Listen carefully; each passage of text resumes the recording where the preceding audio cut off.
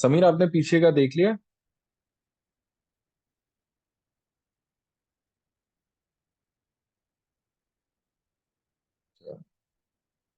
अ, नम्रता, यहाँ तक कोई डाउट? No sir. ओके। एक बार इमल्शन का वापस से रिकैप करा दूंगी। बिल्कुल बिल्कुल, ठीक है, आप कर लो। इमल्शन से पहले का भी देख लो, अगर आपको कोई भी चीज में डाउट हो तो हम इमल्शन से पहले भी देख सकते हैं। नहीं सर, इमल्शन के पहले हो गया है, बस इमल्शन का आप एक रिकैप करा ओके। दूंगी। किसी और को भी इमल्शन से पहले कोई भी डाउट हो तो वो पूछ सकता है, क्योंकि आज हम ये चैप्टर खत्म करके हम मेटलर्जी चालू कर देंगे। किसी को भी डाउट है, एक बार देख जाओ सारे। सारे एक बार देख जाओ, अच्छे से देख लो कि क्या किया है क्या नहीं किया है। कोई डाउट हो, आज का होमवर्क रहेगा प्रीवियस ईयर क्वेश्चंस इसके।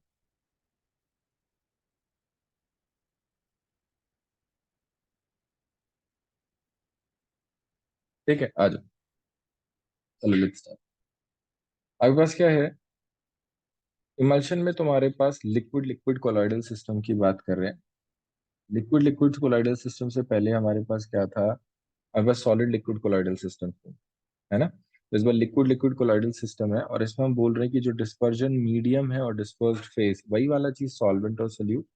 एक बार हमने क्या किया, पानी को ज्यादा लिया, डिस्पर्जन मीडियम लिया है, और उसमें ऑयल को डिस्पर्स्ड फेज बनाया है। और दूसरे वाले केस में हमने क्या किया, ऑयल को डिस्पर्जन मीडियम लिया है और डिस्पर्स्ड फेज को वाटर बनाया। अब हमें पता है कि ये दोनों आपस में मिक्स नहीं करते, तो इनका जो मिक्सचर होगा वो कोर्स डिस्पर्जन हो। कोर्स मतलब अजीब सा, गंदा सा। ठीक है। तो of one liquid is obtained is called emulsion. अगर इसको आपको अच्छे से बनाना है, अच्छे से, जो हम देखते हैं जैसे बटर हो गया, आपको क्रीम हो गया देखना है, तो हमें इसको बहुत ज्यादा से मिलाना पड़ता है। बहुत ज्यादा से मिलाना पड़ता है, ठीक है।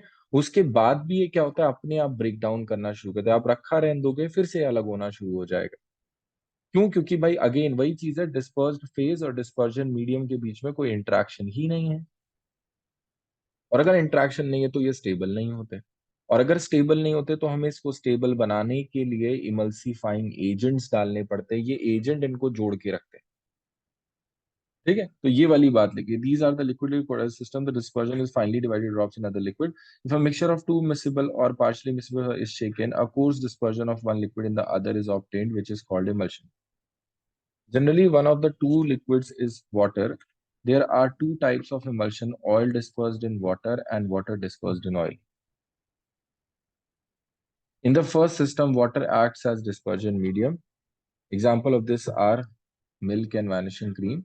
In milk, liquid fat is dispersed in water. In the second system, oil acts as dispersion medium. Common examples are butter and cream. Emulsions of oil in water are unstable. Sometimes it is separated into two layers on standing. अपने आप ही मलाई निकलती कि नहीं निकलती है? होता है कि नहीं होता? वही चीज है। On for stabilization of an emulsion, a third component called emulsifying agent is added.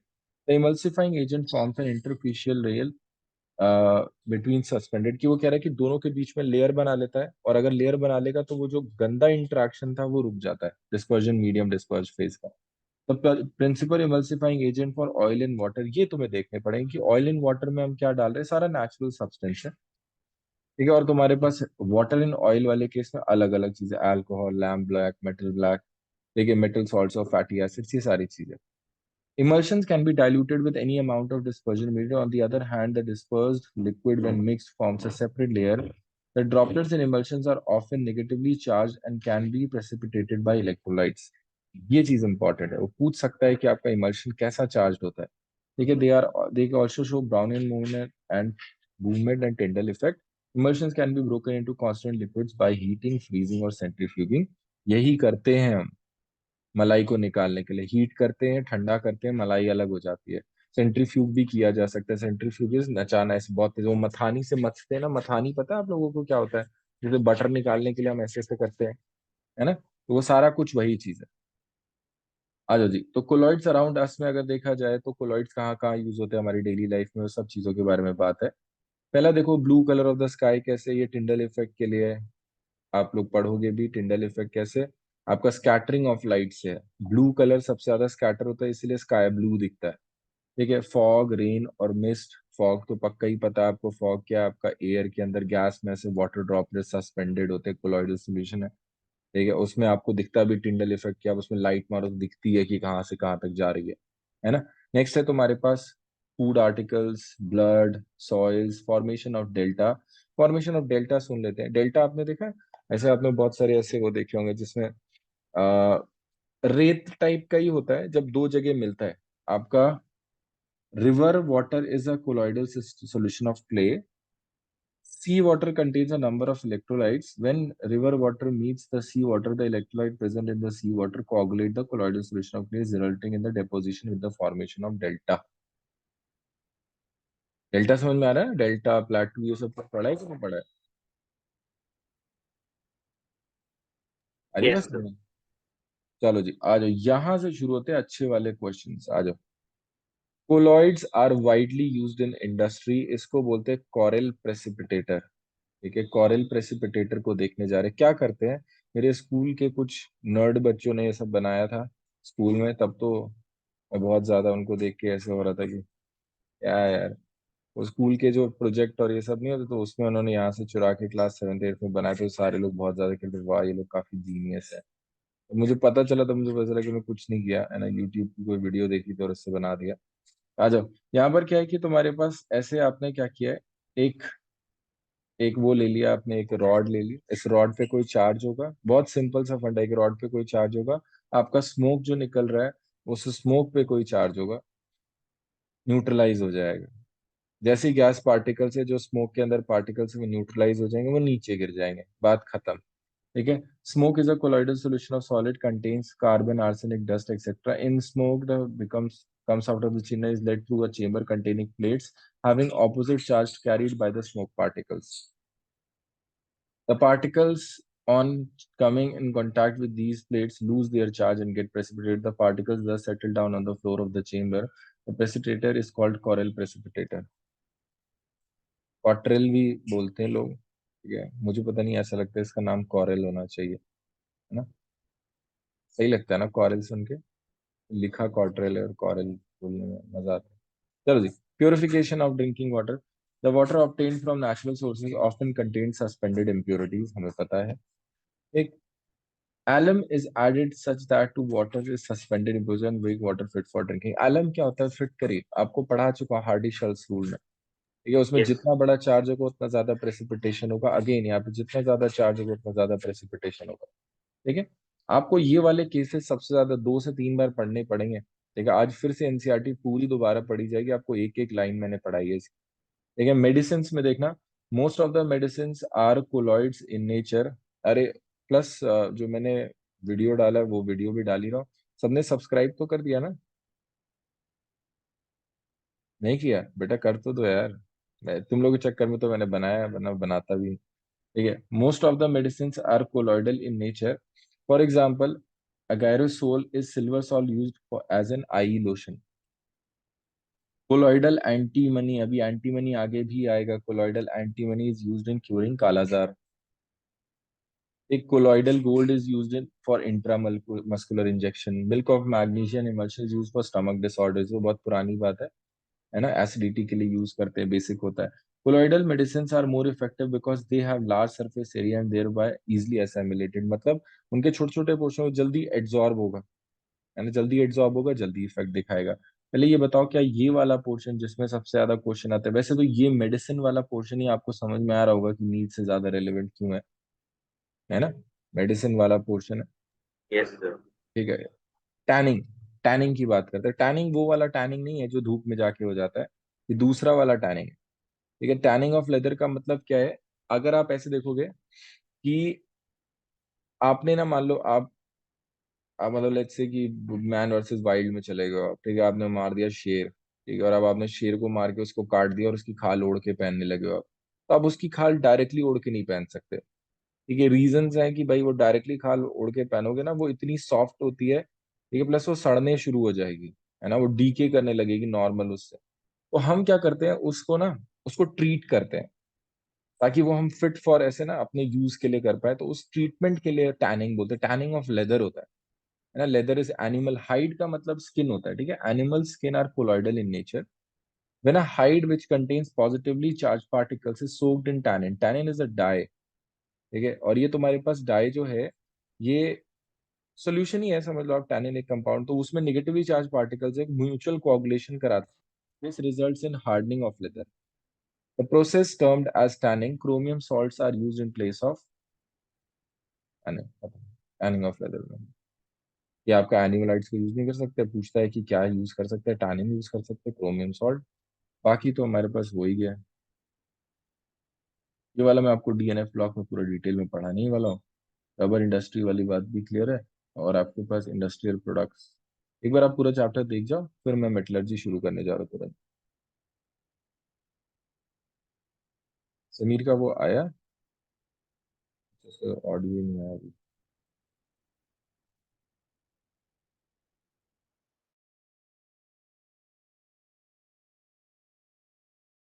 जल्दी से सारे लोग देख जाओ, फिर हम मेटलर्जी शुरू करने जा रहे हैं, फिर कोई भी डाउट हो तो।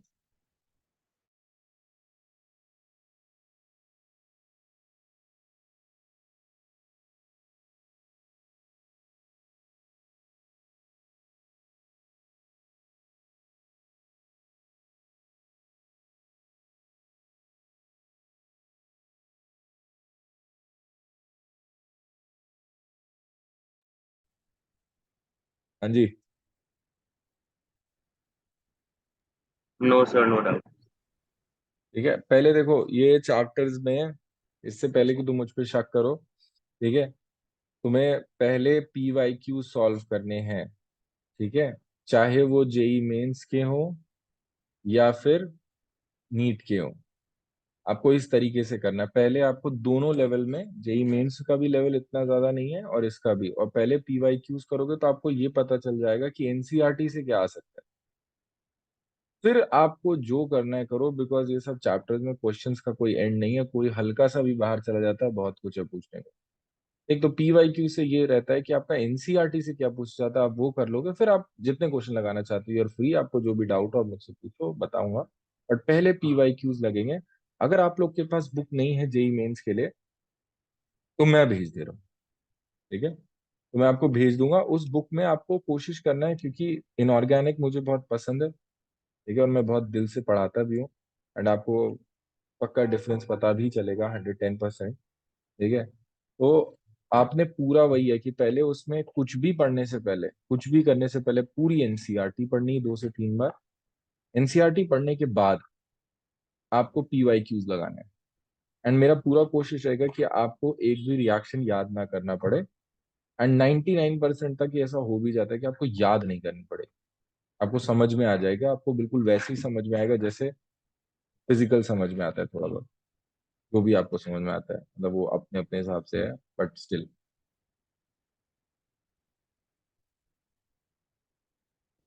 शुरू करें। बेसिकली इन चैप्टर्स के लिए अगर फिंगर टिप्स यूज कर रहे हैं और वो बना रहे हैं तो इनफ है, कैटलिस्ट की जरूरत है। कैटलिस्ट तो छूना ही नहीं बेटा इसके लिए। इन चैप्टर्स के लिए जो मैं आपको बोल रहा हूँ, बस आपने वो करना, आप जितनी बार एनसीईआरटी पढ़ सकते हो आप उतनी बार पढ़ो, आपको कुछ और करने की जरूरत नहीं। ये बस P Y Qs NCERT, P Y Qs NCERT, बस। आप देखना आपको कितना ज्यादा फर्क पता चलेगा इसका। मैंने लास्ट ईयर से, हमारे पास मेरे होनहार बच्चे भी है, इशिका भी है। इशिका ने जैसे एस ब्लॉक पी ब्लॉक भी पढ़ा था मेरे से, वो भी बता सकती है कि हाँ, कि एनसीईआरटी और एस ब्लॉक करके सारे पेपर भी उसके क्या होंगे। इशिका, आप कुछ बताना चाहेंगे हमारे साथ के नए बच्चों को? यस सर, है वही ना। करा था बस एनसीईआरटी पढ़ के। हाँ, तो उससे चीजें हो जाती है। चलो जी, शुरू करें। ऐसे ऐसे मुझे वो वाला फीलिंग आ रहा है, जैसे वो नहीं होता है कि मार्केटिंग के लिए कि हमारे साथ हमारे एक बंदे बैठे हैं। चलो जी, आ जाओ, छोड़ दो, नया शुरू करते हैं। Chapter metallurgy. मेटलर्जी में एक बहुत ही बड़ा सा एक पॉइंट आता है जो लोग मिस कर जाते हैं। हम इस चैप्टर को पढ़ क्यों रहे हैं? हम इस चैप्टर को पढ़ने का सिर्फ एक मोटिव है कि हम एक्सट्रैक्शन कर सके, हम अपने मेटल का जो नीड है, जैसे स्टील बनाना है आपको, आपको गोल्ड की रिंग लगानी है, आपको कुछ भी जो भी करना है, प्लैटिनम पहनना है आपको, है कि नहीं। आपको जो भी करना है, सारे के सारे मेटल अर्थ में है और अर्थ से आपको निकालना पड़ेगा। ठीक है? अब अर्थ में कहाँ से निकालते हैं, कैसे निकालते हैं, वो कैसे निकाल के पूरा आपके हाथों तक आने के लिए जो प्रोसेस होता है हम वो पढ़ने जा रहे हैं। आया समझ में? कैसे आप अर्थ से निकालते हो, उसका पूरा प्रोसेसिंग होता है, रिफाइनिंग होता है, और कैसे आप तक पहुंचता है, हम ये बात कर रहे हैं। और इन सारी चीज में अगर आप देखोगे तो एक पॉइंट ऑफ व्यू क्या है, बिजनेस। बिजनेस, ठीक है। बिजनेस बहुत ज्यादा इंपॉर्टेंट चीज है, और यहाँ पर आप एनसीईआरटी में क्वेश्चंस भी देखोगे और वो बोलता है कि आप ये वाला एलिमेंट क्यों नहीं यूज करते, और उसमें लिखा होता है क्योंकि ये महंगा है। और बिल्कुल सही बात है, बिजनेस में आपके पास हमेशा क्या रहेगा, आपको सस्ते से सस्ता सामान इस्तेमाल करना है और बढ़िया से बढ़िया प्रोडक्ट बनाना है और प्रॉफिट मैक्सिमाइज करना है। ये मेजर केस रहता है। तो कभी भी चैप्टर में आपको लगे कि सर ये भी तो कर सकते हैं, तो आप बिल्कुल सही कह रहे हो, ये भी किया जा सकता है, बट इसलिए नहीं करेंगे क्योंकि वो महंगा है। आई बात समझ में? आप देखोगे सर कि हम मैग्नीशियम को यूज करके रिडक्शन कर सकते हैं, तो हम कोयले को यूज करके या फिर बम्बू स्टिक, आपने बैम्बू स्टिक होती है ना, तो बैम्बू स्टिक से भी कई बार रिडक्शन किए जाते हैं।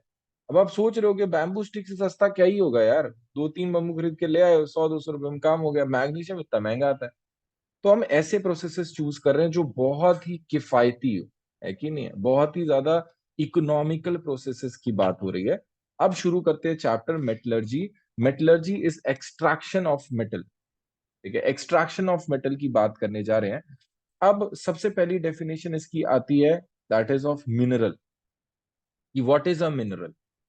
तो लेट्स से आपने क्या किया, आपकी कंपनी है और कंपनी का नाम है, लेट्स से कंपनी का कुछ भी नाम है कि नहीं, XYZ, ठीक है, आकाश एलन कंपनी, ठीक है, आकाश एलन मेटलर्जिकल कंपनी, ठीक है, ऐसे करके नाम है कंपनी का। और इस कंपनी में क्या होता है, बंदे बनाए होते हैं उन्होंने, और वो बंदे क्या करते हैं, अलग अलग फील्ड्स में जाते हैं और फील्ड्स में वो करते हैं, चेक करना शुरू करते हैं कहाँ पर ये मेटल मिल सकता है। तो let's say Aakash Allen company जाके गोल्ड की माइनिंग करने की कोशिश करते हैं। तो वो आसाम गए, ठीक है, आसाम में उन्होंने देखा कि हाँ भाई, आसाम में ऑप्शन है, हमारे पास यहाँ पे गोल्ड मिल सकता है। ठीक है, आप आसाम के बाद चेन्नई गए, चेन्नई में मिल सकता है। और एक साउथ एक्स में भी उनको पता चला कि N11 के नीचे भी सोने की खदान है, कुछ यहाँ से भी मिल सकता है। ठीक है, तो आपके पास ये तीनों जगह पे सोना मिल सकता है। यहाँ से निकालने के लिए उनका जो लग रहा था, 100 रुपए लग रहा था पर ग्राम के लिए। मतलब जो भी उन्होंने किया, तो उनका जो खर्चा आ रहा था, 100 रुपए पर ग्राम आ रहा था। और यहाँ पे जो चेन्नई में था, चेन्नई में उनका 75 रुपए पर ग्राम आ रहा था। और यहाँ पर उनको सीधे सीधे क्या हो गया, 1,500 रुपए पर ग्राम निकल के आ रहा था, है कि नहीं। साउथ एक्स से महंगा है, ऑब्वियस सी बात है। ठीक है, तो तुम्हारे पास क्या है, तो ये देख रहे हो आप, डिफरेंट डिफरेंट जो प्राइसेस है। तो ये इन्होंने क्या, कॉस्ट एनालिसिस किया। अब ये कॉस्ट एनालिसिस के हिसाब से आप सबको समझ में आ रहा होगा, what is the best option. Best option is Chennai. ठीक है, तो चेन्नई में उन्होंने शुरू कर दिया अपना प्लांट। और चेन्नई में आकाश एलन कंपनी गए, और उन्होंने क्या किया, उन्होंने वहां पर अपना प्लांट सेटअप किया, और अब वो क्या कर रहे हैं, वहां से गोल्ड को निकालना शुरू कर रहे हैं। ठीक है, तो ये जो 3 जगहें जो हमें अभी एकदम से पता चली, ये सारी की सारी जगहों को हम क्या बोलते हैं, मिनरल। जहां पर भी आपको नेचुरल अकरिंग स्टेट में आपको मेटल मिलेगा, उनको क्या बोलेंगे, मिनरल। क्या बोला मैंने, नेचुरल अकरिंग स्टेट में जहां पर भी आपको मेटल मिलेगा उसको मिनरल बोलते हैं, बस। लेकिन जो डिफरेंस आता है इसमें कि मिनरल और ज्यादा इंपॉर्टेंट शब्द है। और वो जगह होती है जहां से हम मेटल को एक्सट्रैक्ट कर सकते हैं economically and conveniently. Economically and conveniently दो चीजें हैं, इकोनॉमिकली एंड कन्वीनियंटली। आ रही है बात समझ में? आप एक और चीज समझ सकते हो, मान लो आपके पास बहुत सारा, आपको गोल्ड पता चल गया सर, इंडियन ओशन में गोल्ड ही गोल्ड दबा हुआ है, ठीक है, बस जाके निकालना है। बट वहां से निकालोगे कैसे, आपके पास मशीनरी नहीं है, इट्स नॉट कन्वीनियंट। आ रही बात समझो? तो हम इस तरीके से देखना शुरू करते हैं कि आपके पास नेचुरल अकरिंग जगह भी होनी चाहिए, जहाँ पे आपका ओर का कंसेंट मतलब मेटल का कंसंट्रेशन हो, दूसरा वहां से आसानी से निकाला जा सके, तब हम ये सारी बातें करना शुरू करते हैं। तो मेटलर्जी में 3 डेफिनेशन अभी तक हमने देखी। डेफिनेशन नंबर 1 क्या है, मेटलर्जी का डेफिनेशन क्या होगा, एक्सट्रैक्शन ऑफ मेटल। मिनरल कौन सी जगह होगी, नेचुरल अकरिंग, जहां पर आप मेटल सारे के सारे, ये देखो यहाँ पर लिखा हुआ है, नेचुरल एक occurring substance in which metal exist in combined state और फ्री फॉर्म। कंबाइंड और फ्री फॉर्म की बात करते हैं। कंबाइंड का मतलब क्या होगा कि लेट्स से मेटल जो तुम्हारे पास प्रेजेंट है वो कैल्शियम ऑक्साइड ऑक्साइड के फॉर्म में प्रेजेंट है, कई बार सल्फाइड के फॉर्म्स में प्रेजेंट होता है, जैसे लेड सल्फाइड हो गया, ठीक है, गैलेना कहते हैं इसको, है ना।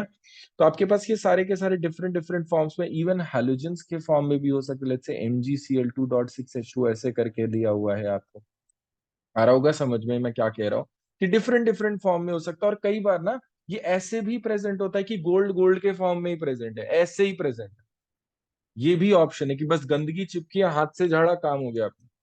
आई बात समझ में, तो ऐसा करके भी हो सकता है। तो मेटल तुम्हारा किसी भी फॉर्म में, natural occurring substance in which metal exist in combined और फ्री फॉर्म। आ जाओ इसको देखते हैं आगे, ठीक है। तो और के साथ अब बात किया जाए, अभी इस पे भी वापस आएंगे हम क्या कह रहे हैं। और के लिए, from which metal can be extracted economically and conveniently will be ore. सारी जगह जहां पर मेटल मिलता है मिनरल है, बट सारी जगह ओर नहीं है, यही बात इसमें लिखी, all ores are minerals but not all minerals are ore. आई बात समझ में, ये वाली बात सबको समझ में आ रहा है कि नहीं आ रहा है मैं क्या कह रहा हूँ। All ores are Yes, sir. Minerals but not all minerals are ores, ठीक है। अब इस वाले पे आ जाते हैं, मैंने आप लोग को ये याद कराया था रिएक्टिविटी सीरीज, अगर नहीं याद करे तो क्या बाकी सारे लोग को याद करे, इलेक्ट्रो में करवाया तो था ना, ली के काका ने मांगी अलमारी, है ना। तो ऐसे है कि ली के काका ने मांगी अलमारी, ये कौन से वाले एलिमेंट्स हैं, ये one of the most most most most most reactive elements हैं। आज जो इनका इलेक्ट्रो वाली चीज समझते हैं कि इसका क्या है क्या नहीं, सारे लोग समझना, पहले ये बताओ मोस्ट रिएक्टिव वाली बात क्लियर हुई कि नहीं क्लियर हुई, कि ये सारे के सारे एलिमेंट्स बहुत ही ज्यादा रिएक्टिव होते हैं, रिएक्टिविटी सीरीज से पता चल रहा है। अब देखो जब ये ज्यादा रिएक्टिव होंगे तो होगा क्या, लेट्स से ये मेटल है, ये मेटल जाके किसी से भी जुड़ेगा, अगर ज्यादा रिएक्टिव होगा तो बहुत अच्छे से जुड़ जाएगा, बहुत ही ज्यादा अच्छे से जुड़ जाएगा। अगर बहुत ही ज्यादा टाइटली बाउंड हो गया है, आपको जब इसका रिफाइनिंग करना होगा, जब आपको मेटल निकालना होगा, आपको बहुत मेहनत करनी पड़ेगी, एम आई राइट, आपको बहुत ज्यादा Yes, मेहनत sir. करनी पड़ेगी क्योंकि बहुत अच्छे से चिपक गया वो उसके साथ। यही चीज में अगर आप देखोगे तो आपके पास अगला क्या है, money, generator, car, fridge, CD, को नीस ने, ठीक है, ये वाले जो है तुम्हारे पास ये सब मॉडरेटली रिएक्टिव हैं। एंड इन मॉडरेटली रिएक्टिव में क्या होने वाला है कि आपका जो मेटल है वो अच्छे से तो जुड़ा है, पर वो इतना भी ज्यादा टाइटली नहीं, कंपैरेटिव अगर हम बात करें। मोस्ट रिएक्टिव वाले केस में बहुत ही अच्छे से जुड़ा है, इस वाले केस में इनका अच्छे से जुड़ा है बट नॉट इतना ज्यादा कि आप कुछ कर ही नहीं सकते उसके साथ, ठीक है। और अच्छे से बताऊं मैं आपको, मैं ये कह रहा हूं कि अगर ये चीज बहुत टाइटली जुड़ा है तो इसको ना नॉर्मल तरीके से नहीं तोड़ा जा सकता, इसको तोड़ने के लिए आपको जो सबसे खतरनाक तरीका होता है वो लेना पड़ेगा, दैट इज इलेक्ट्रोलिसिस। इलेक्ट्रोलिसिस में आपको क्या करना पड़ता है, आपको दोनों इलेक्ट्रोड लगाने पड़ेंगे, याद है कि नहीं याद है, Yes, sir. दोनों इलेक्ट्रोड लगाने पड़ेंगे और उसके बाद इसका वो होगा।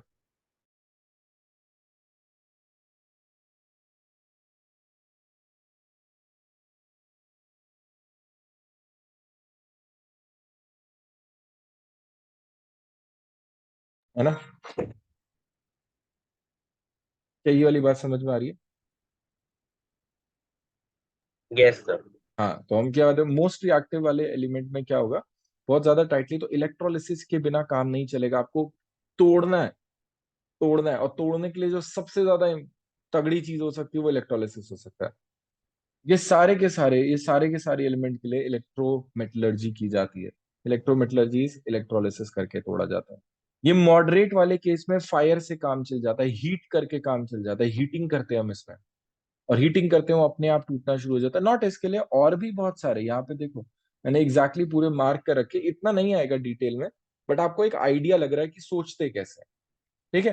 दूसरा जो तुम्हारे पास है वो जो लास्ट के हैं, बिल्कुल लास्ट में, प्रभा ही कुटी होगी आज औ, तो ये वाले केस में अगर आप देखोगे तो ये सारे के सारे नेटिव मेटल्स है, नेटिव मतलब ये ऐसे ही मिल जाते हैं, ये ऐसे ही पड़े होंगे, आपके को ज्यादा कुछ करने की जरूरत ही नहीं है। अगर आपको करना भी है तो बहुत हल्का फुल्का हीटिंग से काम चल जाएगा, थोड़ा बहुत कार्बन रिडक्शन कर देंगे, बहुत इजीली मेटल को प्यूरिफाई किया जा सकता है, बहुत मुश्किल से, बिकॉज बहुत टाइटली बाउंड है, इलेक्ट्रोमेटलर्जी लगेगा, आराम से तो नहीं, बट हाँ मीडियम मीडियम के लिए हीट कर करके किया है। और लास्ट वाले केस में हाइड्रोमेटलर्जी बोलते हैं, and hydrometallurgy is famously known as leaching.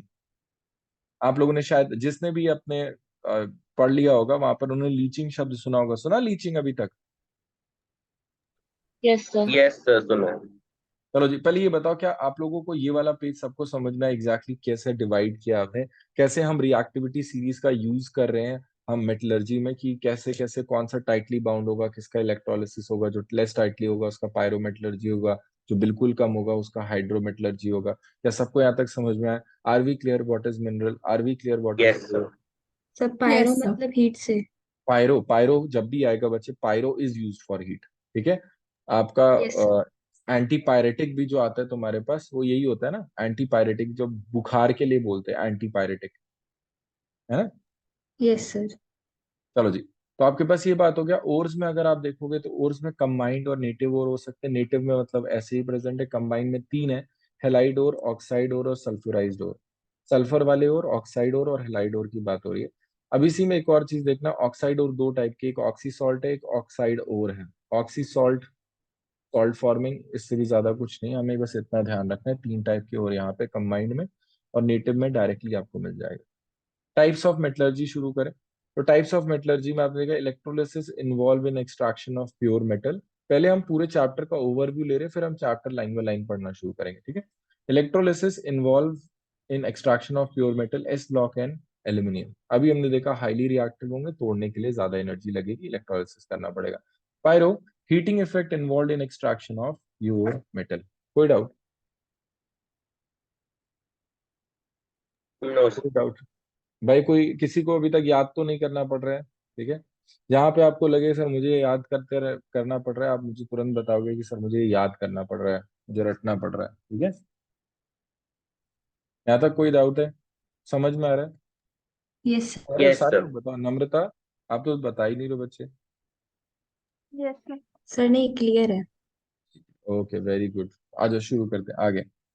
Hydrometallurgy करते हैं, दैट इज लीचिंग, जो आपका दो बार एनसीईआरटी में दिया हुआ है, ठीक है, और दोनों बार यही प्रोसेस है, और मैं आपको प्रोसेस समझाने जा रहा हूँ, सारे लोग देखना क्या है, ठीक है। आपको देखना ये तीन स्टेप का रिएक्शन है, और ये रिएक्शन अभी क्लियर हो जाएगा एग्जैक्टली हो क्या रहा है। आपके पास है Ag2S प्लस NaCN। ये क्या कर रहे हैं हम, इसको समझ। हम सबसे पहले क्या लेते हैं, जिस भी चीज को हमें प्योरीफाई करना होगा, हमें क्या करना है, हमारा गोल है कि यहाँ से Ag को हटा लें, है ना। पर ये Ag तुम्हें ऐसे लग रहा हो कि अरे सर Ag है तो बस हट जाएगा, रिएक्शन हो जाएगी, नहीं बेटा, आप समझ नहीं रहे हो क्या रहा है, कि आपके पास ना, जो आपने बड़ा सा पत्थर निकाला है जमीन से, उस जमीन में बहुत सारी गंदगी साथ में लगी होगी। इसमें सिलिकॉन होगा, मिट्टी होती है सिलिकॉन, सिलिकॉन ऑक्साइड होगा, फास्फोरस होगा। फास्फोरस कहाँ से आया होगा? डेड प्लांट्स एंड एनिमल्स की, वो एनिमल्स की बोन से आया होगा, है कि नहीं है। आपके पास वायरस होंगे, बैक्टीरिया होंगे, हजार चीजें इसमें प्रेजेंट होंगी। ये सारी चीजों को इन्होंने नहीं लिखा, उन्होंने सीधे Ag2S लिख दिया है। आया समझ में मैं क्या कह रहा हूँ? यहाँ पर इम्प्योरिटी भी प्रेजेंट होगी। क्या Ag2S वाली बात समझ में आई? Ag2S का मतलब सिर्फ Ag2S नहीं, Ag2S का मतलब है कि आपने बस उसको खूब सारा जो आपने और निकाला उसको पीस के क्यों करते हैं? ताकि रिएक्शन इजीली हो जाए। आप खुद सोचो, आपको कोई चीज को डिसॉल्व करना है पानी में, तो आप नमक का ऐसे गट्टा डाल दोगे ऐसे बड़ा सा कि ये लो, या फिर आप उसको तोड़ोगे, चूर चूर करके डालोगे ताकि वो इजिली डिसॉल्व हो जाए? होगा कि नहीं होगा, हाँ या ना। Yes sir. तो वैसे ही हम क्या यस करते हैं, सर। जो मेटल होता है उसको ऐसे तोड़ना शुरू करते हैं, उसको पूरा पीस बाय पीस ऐसे तोड़ तोड़ के ऐसे साथ रख लेते हैं। अब इसमें ये प्लस इम्प्योरिटी है, ये सारा का सारा ऐड कर दिया, और हम इसमें एक ऐसा चीज डालते हैं जो सॉल्वेंट इस Ag को डिसॉल्व कर ले बस किसी तरीके से।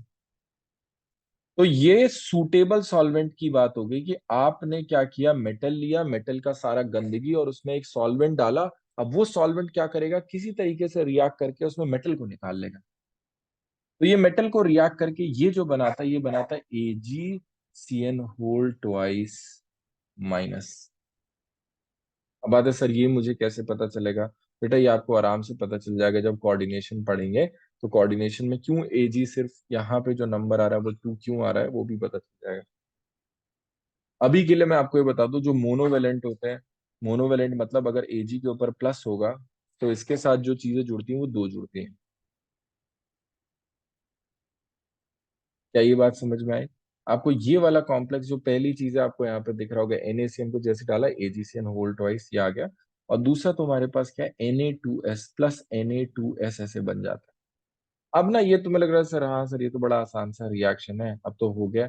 नहीं बेटा, इसमें और भी चीजें जो इन्होंने एनसीईआरटी में नहीं दी है बट हम समझेंगे। ये इक्विलिब्रियम रिएक्शन है। इक्विलिब्रियम रिएक्शन होने की वजह से क्या होता है कि आपका जो AgCN होल ट्वाइस जो आपको ये चाहिए था ना, इसका प्रोडक्शन इतना ज्यादा है नहीं। अब इसका प्रोडक्शन इतना ज्यादा है नहीं तो हम क्या करते हैं, हम कुछ ऐसा करते हैं कि अगर Na2S को यहाँ पर कम करने लगेंगे तो रिएक्शन ले चैटलियर के हिसाब से किधर भागने लगेगा, फॉरवर्ड भागने लगेगा। हाँ या ना, सारे बताओ। Yes sir. ठीक है, क्या नम्रता यहाँ तक समझ में आ रहा है बच्चे? हमने क्या किया, सूटेबल सॉल्वेंट में डाला, AgCN होल ट्वाइस माइनस बना लिया और Na2S बना लिया। अब Na2S को हम कम करना शुरू करें ताकि रिएक्शन किधर भागेगी, फॉरवर्ड भागेगी। हाँ या ना सारे लोग भाई? रोना, ख्याति, Satakshi. Yes, sir. Yes, Yes, sir. Yes, sir. yes, sir. अब तुम्हारे पास Na2S का जब आप ऑक्सीजन के साथ रिएक्शन कराओगे O2, तो ये तुम्हारे पास बहुत आराम से Na2SO4, ये Na2SO4 plus Na plus sulphur ऐसे बना लेते हैं। और भी चीजें बनाता है, ठीक है इसमें, बट आपके पास ये सल्फर है तो ये क्या करा, आपका Na2S को बेसिकली आप खत्म कर रहे हो। जब इसको आप खत्म कर रहे हो तो ये तुम्हारे पास क्या होता है, Na2S ना ऐसे प्रेसिपिटेट, सल्फर का ना प्रेसिपिटेट होने लग जाता है, ये येलो वाले पोर्शन, ये पूरा का पूरा ना येलो प्रेसिपिटेट होने लग जाता है। अब जब ये येलो प्रेसिपिटेट होने लग जाता है, सल्फर वैसे ही येलो कलर का होता है ना, ये येलो प्रेसिपिटेट होना शुरू हुआ, आपके पास ये वाला पोर्शन निकलना शुरू हो, ये अभी भी डिसॉल्व है। अगर ये प्रेसिपिटेट होना शुरू हुआ है तो आपने यहाँ पर कंटेनर लिया, आपने इसको फिल्टर करना शुरू किया, आपके पास सिर्फ और सिर्फ बचेगा AgCN होल ट्वाइस माइनस। यहाँ तक बताओ, क्या समझ में आया? Yes sir. आप देख रहे हो, बिल्कुल सिंपल सा फंडा है।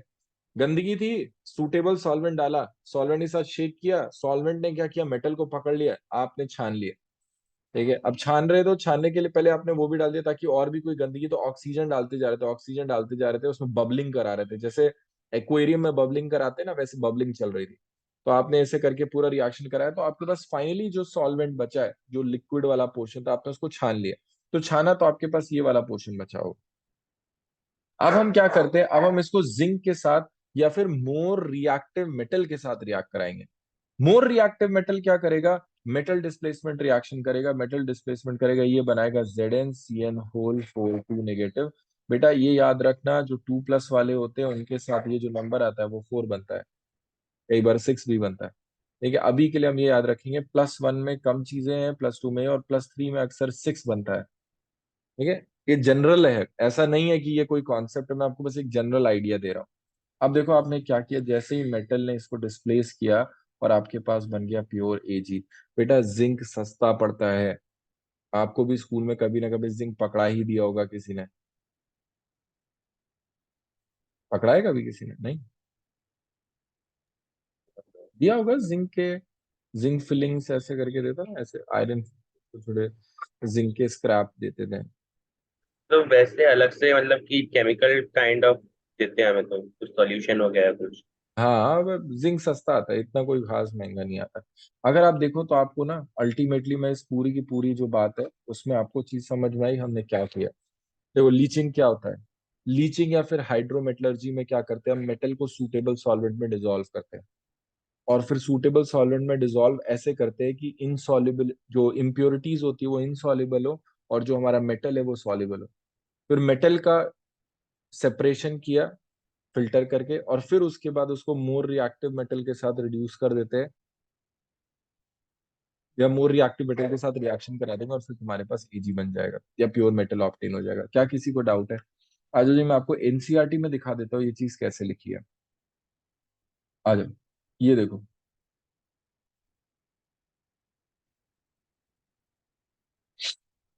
देखा आप लोगों को? ये देखो, in the metallurgy of silver and that of gold respective metal is leached with dilute NaCN or KCN, देखा, in the presence of yes sir. air from which the metal is obtained later by replacement। इनको आप ऐसे देखोगे तो आपको समझ नहीं आएगा, आपको लग रहा है कि भैया ये क्या कर दिया है। बट अभी जो मैंने आपको क्रोनोलॉजी बताई, क्या उसके बाद आपको समझ में आ रहा है कि ये रिएक्शंस क्या हैं?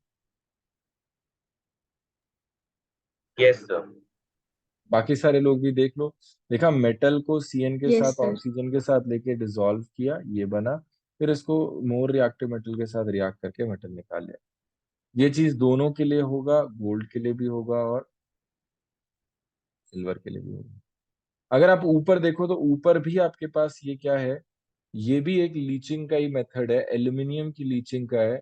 और इसमें देखो क्या है, वो बता रहे हैं कि टाइटेनियम, आयरन ऑक्साइड, बहुत सारी इम्प्योरिटीज प्रेजेंट होती है। तो हम क्या करते हैं, Al2O3 को NaOH के साथ रिएक्ट करते हैं, और यहाँ पर एल्यूमिनियम की मोस्ट इंपॉर्टेंट प्रॉपर्टी दैट कि एल्यूमिनियम एम्फोटेरिक होता है, उस बात की यूज हो रहा है। एल्यूमिनियम एम्फोटेरिक हो रहा है, इसको बेस के साथ डिसॉल्व किया, ये बन गया NaAlOH4। देखा, NaAlOH4।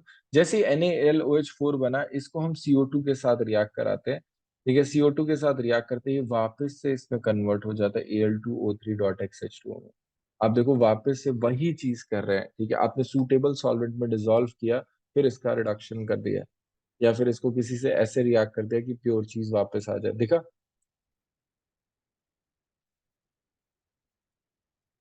देखा।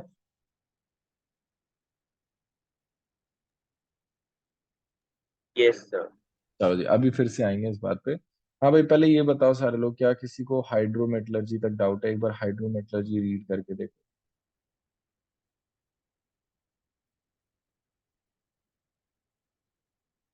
हाँ भाई, साक्षी, आ रहा है समझ में? Yes sir. आपने कैमरा ही बंद कर लिया। फिर मैंने अभी बाद में रियलाइज करा कि कैमरा ऑन था। अच्छा, ओके। सॉरी बेटा, मेरी गलती।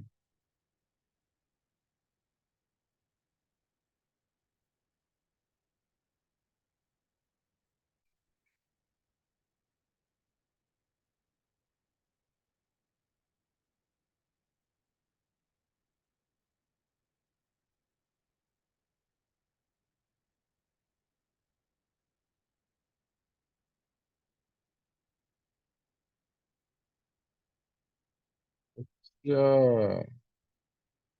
पता है, इसीलिए मेरा नेटवर्क में दिक्कत हो रही है। मेरा गेम डाउनलोड हो रहा था, 100 GB का, अब हो गया डाउनलोड, अब नहीं फंस रहा, अब इंटरनेट पे नहीं फंस रहा है।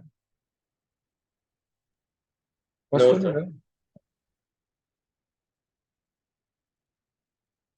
तो वो तब से ही सही है, मतलब वो स्टार्टिंग से लैग नहीं हाँ, कर तो रहा। वो स्टार्टिंग में हो रहा था थोड़ा सा, लेकिन स्टार्टिंग में इसलिए कि वो पूरा डाउनलोड हो रहा होगा। चलो जी, पहले ये बताओ, ये रीड करके देखो, हाइड्रोमेटलर्जी वाली बात। हाइड्रोमेटलर्जी वाली बात, it involves dilution of metal ore in a suitable solvent where metal ore is soluble but impurity is not. After filtration, metal reacted with more electropositive। आ जाओ जी, शुरू करें, आगे शुरू करें। Yes sir. Yes, sir. देखो जी, आपका जो एक्सट्रैक्शन वाला प्रोसेस है, वो एक्सट्रैक्शन वाला प्रोसेस ना कैसे होगा, वो डिपेंड करेगा कि व्हाट इज द मेटल। ठीक है, मेटल की प्रॉपर्टीज पे भी डिपेंड करेगा, एंड इम्प्योरिटीज पे भी डिपेंड करेगा। कैसे? मैं आपको सिंपल सा एग्जांपल देता हूँ। अगर आपको मरकरी को प्योरीफाई करना है, मरकरी लिक्विड होता है, उसके लिए जो प्रोसेस होगा वो बिल्कुल अलग होंगे। ठीक है, अगर यही चीज आपको आपको आयरन को प्योरीफाई करना, बिल्कुल ही अलग होंगे। है कि नहीं? ये तो डिपेंड करता है कि आप प्योरीफाई करने किसको वाले हो। ये उस पे भी डिपेंड करता है, प्लस इम्प्योरिटी पे भी डिपेंड करता है कि कैसी, क्या पता इम्प्योरिटी वोलेटाइल हो। आप तो हीट कर रहे हो कि वो सारा उड़े जा रहा है, बहुत अच्छी बात है। क्या पता इम्प्योरिटी मैग्नेटिक हो, कि आपने चुंबक लगाई, इम्प्योरिटी चिपक गई, मेटल रह गया। हरी बस है। क्या पता मेटल मैग्नेटिक हो, कि आपने वहां पे चिपकाया मेटल, मेटल चिपक गया, इम्प्योरिटी रह गई। तो आपके पास बहुत सारे रेंज हो सकता है, बहुत सारा रेंज हो सकता है कि आप कैसे आप किसी चीज को प्योरीफाई करना चाहते हो। हम वो वाला चूज करेंगे जो सस्ता होगा, जो अच्छा होगा। है कि नहीं? चलो जी, तो आपके पास सबसे पहले क्या है, किसी भी मेटल के एक्सट्रैक्शन से पहले कुछ जनरल स्टेप सबके साथ किए जाते हैं। कुछ जनरल स्टेप सबके साथ किए जाते हैं कि हर एक मेटल ओर को उठाया जाएगा। ये 2-3 स्टेप सबके साथ किए जाएंगे। तो पहला वाला जो स्टेप है, इसको बोलते हैं पल्वराइजेशन। ठीक है, इसको पल्वराइजेशन, या फिर अगर हम बोले तो क्रशिंग। पल्वराइजेशन क्यों बोलते हैं, ये साइंटिफिक नेम है इसका। लेकिन ये साइंटिफिक नेम है। साइंटिफिक लाइक साइंस वाले जो इंडस्ट्री वाले लोग होते हैं वो सब ये सब यूज करते हैं। क्रशिंग या ग्राइंडिंग या pulverisation of ore. Crushing, grinding या फिर पल्वराइजेशन ऑफ ओर। आप सोचो, आपने एकदम से इतना बड़ा बोल्डर, पत्थर बड़ा सा बिल्कुल 100-200 टन का आपने निकाला और आपने बोला लो बेटा प्योरीफाई करो। आपको लगता है ऐसे होगा? नहीं। आप पहले उसको क्या करोगे, उसको पूरा ऐसे पीसना, ऐसे ना पूरा तोड़ तोड़ के उसका चूरा करोगे। और जैसे आप चूरा करोगे ना, उसमें आपको बहुत सारी गंदगी भी मिलेगी, क्योंकि मिट्टी जमीन से निकाला है। मिट्टी होगा, मिट्टी के अलावा क्या क्या हो सकता है? मिट्टी के अलावा आपके पास डेड प्लांट्स एंड एनिमल्स, जो बताया था मैंने, वायरस, बैक्टीरिया, हजार चीजें, मान लो प्लास्टिक प्लास्टिक भी चिपका हुआ है, कुछ भी जो गंदगी है वो सारी की सारी एक साथ प्रेजेंट होगी। और उन सारी की सारी गंदगी को हम एक साथ, बताए क्या बोलते हैं? गैंग। ऑब्वियसली गंदगी को गैंग ही बोलेंगे, है कि नहीं? अगर किसी को जोक समझ में आया तो अच्छी बात यस है। सर। चलो ये आया तो गैंग या फिर मैट्रिक्स भी बोलते हैं, है ना? गैंग और मैट्रिक्स, ठीक है। ये जितना भी गंदगी है उसको गैंग और मैट्रिक्स बोलते हैं। और हमारा काम क्या है? पहले तो इनको साफ कर दे, फिर हम आगे चलेंगे। पहले तो इनको साफ कर देना। पहला वाला पॉइंट समझ में आया? Crushing, grinding, pulverization of ore depends of nature of metal, nature of impurity. Gang contaminated with earthly or undesired materials. क्या ये वाला पॉइंट सबको समझ में आया? एक्सट्रैक्शन ऑफ मेटल वाली बात। Yes sir. Yes, sir. ठीक है। नेक्स्ट आ जाते हैं, कंसंट्रेशन की बात करते हैं। कंसंट्रेशन का मतलब क्या होता है? वही चीज जो कंसंट्रेशन का मतलब होता है। आपको तो जिंदगी में वही चीज है ना, आगे बढ़ने के दो ही तरीके हैं, या तो आप खुद आगे बढ़ जाओ या तो आप दूसरे वाले को पीछे कर दो। तो यहाँ पर भी हम कुछ ऐसे करते हैं। यहाँ पर आपके पास मेटल है और यहाँ पर आपके पास इम्प्योरिटी है। या तो आप इसमें मेटल बढ़ा दो, जो कि पॉसिबल नहीं है। ऑब्वियस सी बात है, मेटल कहाँ से बढ़ा दोगे? मेटल तो उतना ही रहेगा। बट आप एक काम ये कर सकते हो कि आप इसमें इम्प्योरिटी कम कर दो। और अगर आपने इम्प्योरिटी कम कर दिया तो हम इसको भी क्या बोल सकते हैं? कह सकते हैं ना, कंसंट्रेशन ऑफ मेटल की, मेटल का कंसंट्रेशन बढ़ रहा है। आया समझ में? मेटल का कंसंट्रेशन बढ़ रहा है, कंसंट्रेशन ऑफ मेटल में किसी को भी डाउट है? No sir. ठीक, आज और नेक्स्ट चीज समझते हैं। कंसंट्रेशन ऑफ मेटल की बात हो गई। नेक्स्ट इसमें अगर आप देखोगे तो आपके पास कंसंट्रेशन या फिर बेनिफिकेशन बोलते हैं। बेनिफिकेशन का मतलब, वही बेनिफिकेशन का मतलब क्या होने वाला है? बेनिफिकेशन मींस कंसंट्रेशन, अगेन उसका साइंटिफिक नेम है। जैसे ऊपर पल्वराइजेशन था, इस बार बेनिफिकेशन बोला गया। इसमें दो मेथड होंगे, एक हो गए फिजिकल मेथड्स और दूसरे होंगे आपकी केमिकल मेथड। केमिकल मेथड में आ गया लीचिंग, जो हमने अभी पढ़ा। अभी फिजिकल मेथड की बात करते हैं, that is gravity separation method. एक चीज समझना, लेविगेशन करके आपको मिल सकता है। लेविगेशन का मतलब होता है ओर को गीला करके पीसना। क्या मैंने बोला? ओर को गीला करके पीसना। नॉर्मल पीसने को सिर्फ पल्वराइजेशन बोलेंगे। जब गीला करके वाटर या फिर मतलब किसी सॉल्वेंट में डिसॉल्व करके उसको पीसना शुरू करते हैं, तब उसको लेविगेशन बोलते हैं। ठीक, आ जाओ जी। ग्रेविटी सेपरेशन मेथड की बात करते हैं, हाइड्रोलिक वॉशिंग या फिर विल्फ्री टेबल। यहां तक बताओ भाई, किसी को डाउट तो नहीं? आ तो रहा है ना समझ में आप लोग को चैप्टर? Yes sir. बोरिंग तो नहीं लग रहा आपको ये चैप्टर?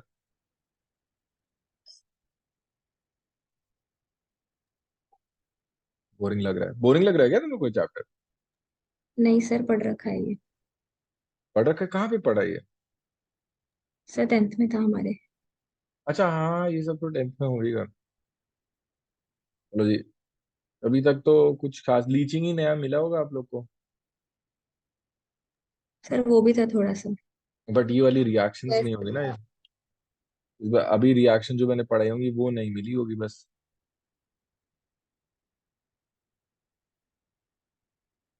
यार रिएक्शन भी पढ़ रखी थी क्या इसी का? नहीं, रिएक्शन नहीं।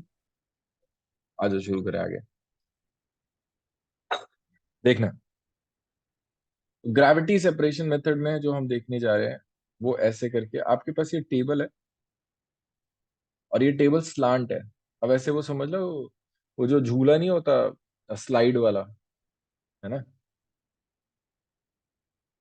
और उसमें ना ऐसे वो बने हैं, ऐसे छोटे छोटे। आप ऐसे वी शेप के बने हुए हैं ना, ऐसे करके ये निकले हुए हैं ऐसे बाहर ऐसे। अब समझ में आ रहा है मैं क्या कर रहा हूँ, ये कैसे निकले हुए, तो ऐसे हल्का हल्का ना ऐसे निकला हुआ है, ऐसे उठा हुआ है, जैसे स्पीड ब्रेकर टाइप का नहीं होता है ना, स्पीड ब्रेकर टाइप के आप समझो, बट ऐसे ये गोल नहीं होंगे, ये कुछ ऐसे से होंगे, टेढ़ा सा कुछ ऐसा सा होगा, देखो ये वाला पोर्शन ना ऐसा सा दिख रहा है आपको, कुछ इस तरीके से, ताकि इस वाले पोर्शन में जो होगा यहाँ पे मेटल फंस जाएगा। देखा मैं क्या बोल रहा हूँ, ये सारे इस तरीके से, तो मेटल यस सर। इस तरीके से, तो ये यस। यहाँ पर अब क्या है कि आपने ओर लिया और ओर को सारा का सारा यहाँ पर ऐसे भर दिया। अब ये जो ओर को आपने भर दिया और फिर आपने पीछे से क्या किया, आपने पानी चलाना शुरू कर दिया, तो पानी के साथ क्या होगा, पानी के साथ सारी चीजें बहना शुरू होंगी, ऐसा ना पानी के साथ ऐसे बह रहा है। और क्योंकि मेटल हैवी है, तो मेटल ना इन इन खांचों में, इन सारी जगह फंसना शुरू हो जाएगा, मेटल आपका इस सारी जगह फंसना शुरू हो जाएगा, और आपका जो इम्प्योरिटी है वो लाइटर होगी, डेंसिटी कम होगी, तो वो बह जाएगी पानी के साथ। तो ग्रेविटी की वजह से पानी फ्लो कर रहा है और पानी के साथ सारा इम्प्योरिटी फ्लो करता जा रहा है। विल्फ्री टेबल क्या होती है, विल्फ्री टेबल, उस विल्फ्री टेबल में हम इसको पता है ऐसे ऐसे ऐसे करके शेक भी करते रहते हैं। जैसे चावल आपने देखा है क्या कभी, चावल को ऐसे करते हैं, पता नहीं आप लोगों ने देखा हो, गाँव में करते हैं ये सब, है ना, यस सर। है ना। तो वैसे ना तुम्हारा ऐसे शेक करते रहते हैं इसको, ऐसे हल्का हल्का हल्का हल्का शेक करते रहोगे, तो होगा क्या कि इसके अंदर मान लो कुछ फंसा हुआ है, मान लो कुछ भी जरा सा भी फंसा हुआ है, तो वो बाहर निकलने लगेगा, वो भी तुम्हारा पानी के साथ वॉश आउट हो जाएगा। तो बेसिकली ये वॉशिंग कर रहे हैं हम इसको, पूरा जो गंदगी है उसको लेके ले जा रहे हैं। क्या सबको हाइड्रोलिक वॉशिंग समझ में आया? हाँ जी ख्याति, हाइड्रोलिक यस सर वॉशिंग आ गया। क्लियर है? यस सर, क्लियर है। ओके ठीक है, आ जाओ, नेक्स्ट है तुम्हारा magnetic separation method and froth. क्या मैंने फ्रॉथ फ्लोटेशन मेथड पढ़ाया था पूरा डिटेल में? Yes sir. ओके यस चलो इस बार भी हम देख लेंगे थोड़ा। चलो मैग्नेटिक सेपरेशन मेथड में हम क्या करते हैं, ये बहुत ही सिंपल है, कन्वेयर बेल्ट होता है ना, हमारे पास कन्वेयर बेल्ट होगा, और इस कन्वेयर बेल्ट के ऊपर हम क्या करते हैं, ऐसे ये वाला जो बेल्ट होता है ये मैग्नेटिक होता है, ये वाला साइड क्या होगा, मैग्नेटिक होगा। अगर ये वाला साइड मैग्नेटिक होगा तो आपने ऐसे कुछ रख दिया और वाला सब कुछ, तो जो भी तुम्हारे पास नॉन मैग्नेटिक होगा वो उड़ के ऐसे गिरेगा, और जो मैग्नेटिक होगा वो यहाँ चिपक के दूसरे कंटेनर में यहाँ पर आके गिरना शुरू हो जाएगा। आया समझ में? मेटल तुम्हारा जो मैग्नेटिक वाला पोर्शन होगा वो इधर गिरेगा, और जो तुम्हारा नॉन मैग्नेटिक वो दूर जाके गिरेगा, इधर गिरेगा। कोई डाउट?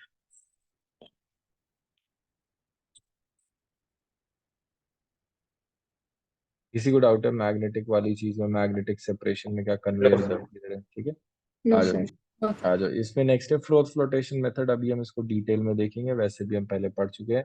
किसके लिए यूज करते हैं हम इसको, सल्फाइड ओर्स के लिए यूज करते हैं। नेक्स्ट जो तुम्हारे पास स्टेप है, तो स्टेप 1 स्टेप 2 तक तो बहुत ही कॉमन है, वो तो लगभग हर एक चीज के साथ किया जाता है।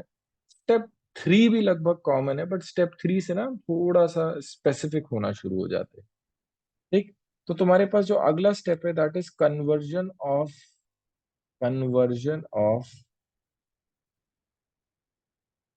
Metal ore to oxide. ये वाली बात समझे, conversion of metal ore to oxide क्यों? आप रिएक्शन की बात समझते हैं, पहले तो हम डेल्टा जी थोड़ा समझते हैं वापस से, थर्मोडायनेमिक्स समझ जाओगे तो आपका काफी चैप्टर आसान हो जाएगा। Delta G is equal to delta H minus T delta S. ओ बच्चे, अरे वाह, यही बात है। ये आपको एकदम से एक चीज समझना, मैं अभी ना ऐसे ही एंट्रोपी के बारे में और पढ़ रहा था, एंड मुझे एक लाइन मिली और वो बहुत ही ज्यादा जबरदस्त लाइन मिली, मतलब कि अगर एंट्रोपी को एक लाइन में समझाया जा सकता है तो सॉर्ट ऑफ वो एक लाइन है काफी अच्छी। मैं आपको एक चीज बताऊंगा जो मैं चाहता हूँ आप लोग सोचो अभी के लिए, अभी तुरंत बैठ के, ताकि आपको पता चले हम क्या बात कर रहे हैं। तो वैसे तो मैंने ये इक्वेशन पहले भी समझाई है, बट स्टिल इसको एक और बार देखते हैं। मैं आप लोगों से ये कह रहा हूँ कि जो एनर्जी होती है ना, एनर्जी का टेंडेंसी है फैलने का। पहली बात तो ये बोल रहा हूँ, एनर्जी का टेंडेंसी है फैलने का। फैलने का मतलब समझ में आ रहा है ना, कि वो ऐसे बिखरना चाहती है।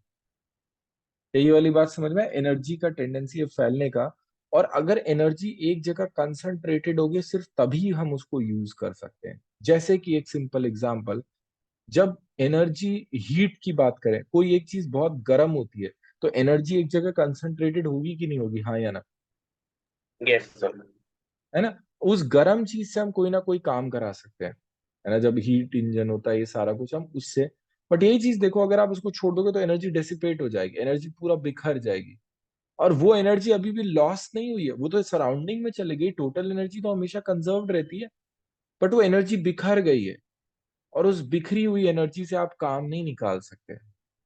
आप देखो अर्थ पे बहुत हीट है, बहुत सारा हीट है, बट वो हीट पूरा ऐसे बिखरा हुआ है, आप उसको यूज नहीं कर सकते किसी भी तरीके से। बट यही चीज मैं बोलूं बेटा, हीट एक जगह कंसंट्रेटेड है, अब आप इस हीट को यूज कर सकते हो। कंसंट्रेटेड होने से उसका टेम्परेचर बढ़ गया होगा। एम आई राइट? क्या ये वाली बात थोड़ा थोड़ा समझ में आ रहा यस सर। Yes sir. है ना? तो अब इसी चीज को देखो, तो मैंने आपको क्या बताया था पहले भी, तो डेल्टा एच इसकी टोटल हीट या टोटल एनर्जी किसी भी रिएक्शन में जो निकल रहा है, और ये वो वाला एनर्जी है जो मैंने आपको बताया, जो डेसिपेट हो जाता है, जो बिखर जाता है। तो आपको पूरा का पूरा एनर्जी नहीं मिलेगा, पूरा का पूरा एनर्जी आप यूज नहीं कर सकते हो, थोड़ा बहुत एनर्जी इधर उधर लॉस हो जाता है। टी डेल्टा एस, देखा? आपके पास टी डेल्टा एस, ये एनर्जी लॉस है और ये वो है। और डेल्टा जी तो ये बताता है सिस्टम के बारे में। डेल्टा जी आपको फीजिबिलिटी ऑफ अ रिएक्शन बताता है, feasibility of a reaction. Feasibility of a reaction का मतलब क्या है, कि क्या ये रिएक्शन होगी या नहीं होगी। तो डेल्टा जी अगर किसी का नेगेटिव है, इसका मतलब है कि एनर्जी रिलीज हो रही है, इसका मतलब है कि ये रिएक्शन की जा सकती है। क्यों? अगर रिएक्शन करोगे तो आपको एनर्जी मिलेगी। बट अगर यही चीज तुम्हारे पास डेल्टा जी पॉजिटिव है, इसका मतलब है कि आपको एनर्जी देनी पड़ेगी। अगर आपको एनर्जी देनी पड़ेगी तो ये तो एंडोथर्मिक रिएक्शन हो गया। एंडोथर्मिक रिएक्शंस कहाँ स्पॉन्टेनियस होती है? स्पॉन्टेनियस का मतलब समझ में आ रहा है ना, जो अपने आप हो जाए या फिर जिनको बस शुरू करना पड़े।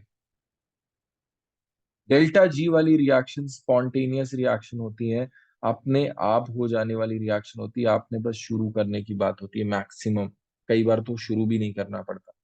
डेल्टा जी पॉजिटिव का मतलब नॉन स्पॉन्टेनियस, मतलब ये रिएक्शंस नहीं होंगी। अब मैं इतना क्यों समझा रहा हूं आपको बच्चे?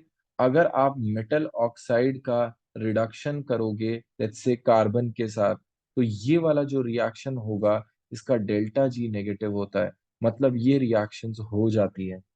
बट यही चीज को अगर आप देखोगे मेटल ऑक्साइड का रिडक्शन, सॉरी मेटल सल्फाइड का, एमएस का रिडक्शन आप करोगे कार्बन के साथ, तो मेटल जो बनता है इसका डेल्टा जी जो होता है वो पॉजिटिव होता है।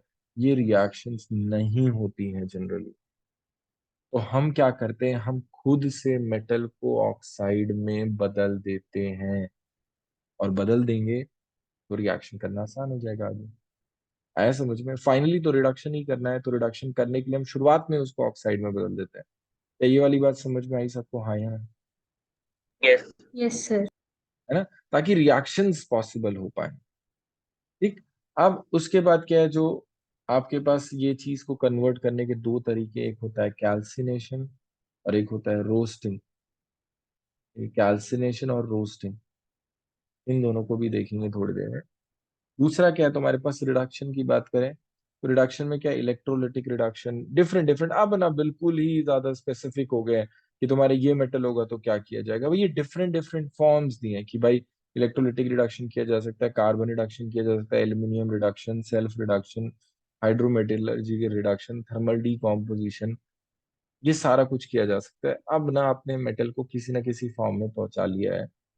अब मेटल हाईली करीबन 80 टू 90, 95%, 90 टू 95% प्योरीफाई हो चुका है।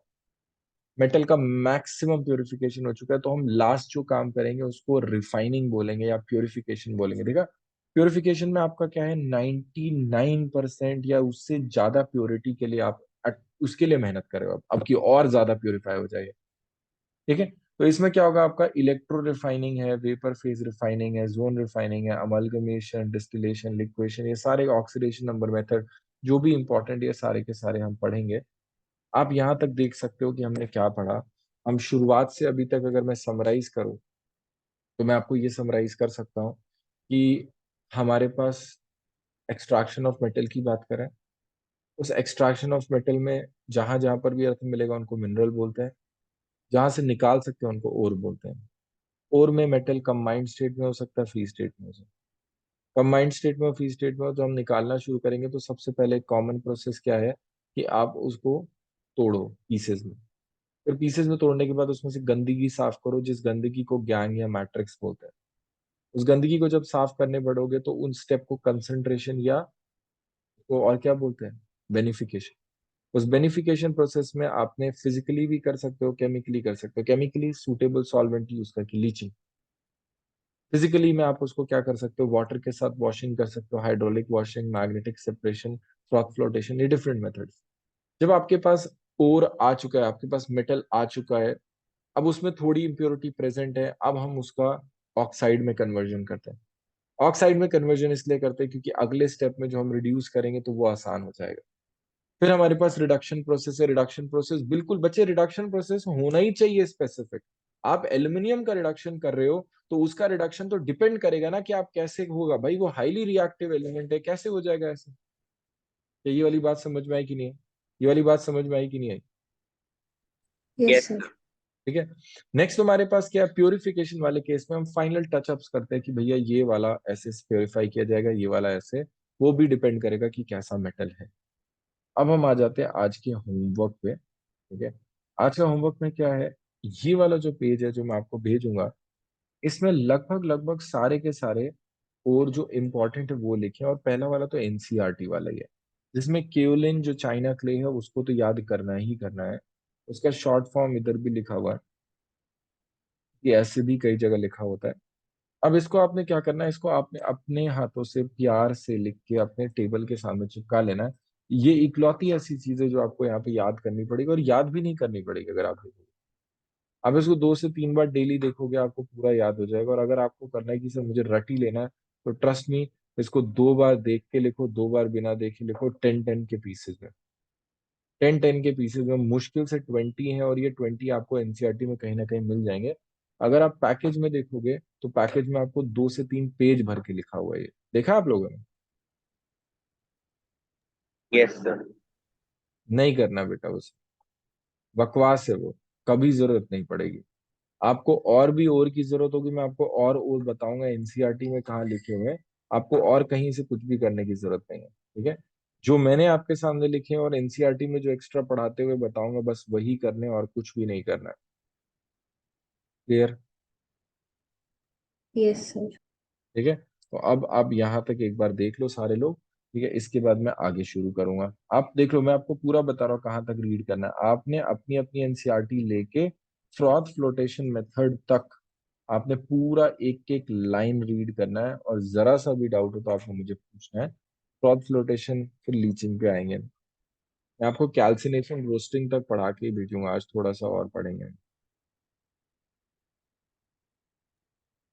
सर एक बार बॉक्साइट का और बता। एक साइड बॉक्साइट और Al2 क्या हुआ इसमें बताओ, सर Al2O3। बॉक्साइट नहीं, बॉक्साइट का फॉर्मूला। अच्छा, बॉक्साइट आप ये कहना चाहते हो, कई जगह सर ऐसे लिखा है Al2O3 लिखा है .XH2 ना, ये वाली चीज। Yes sir.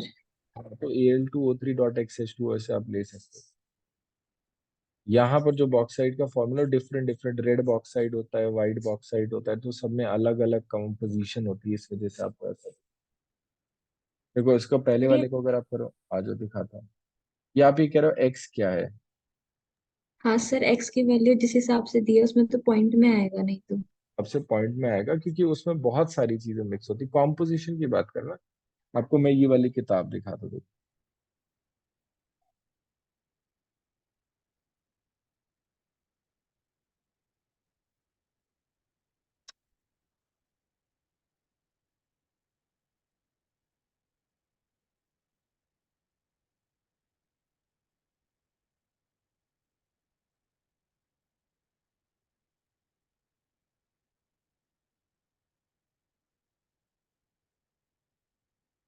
यहाँ पर भी वैसे बॉक्साइट का लिखा हुआ है।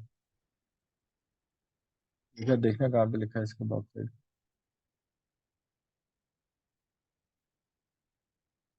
ऊपर था सर।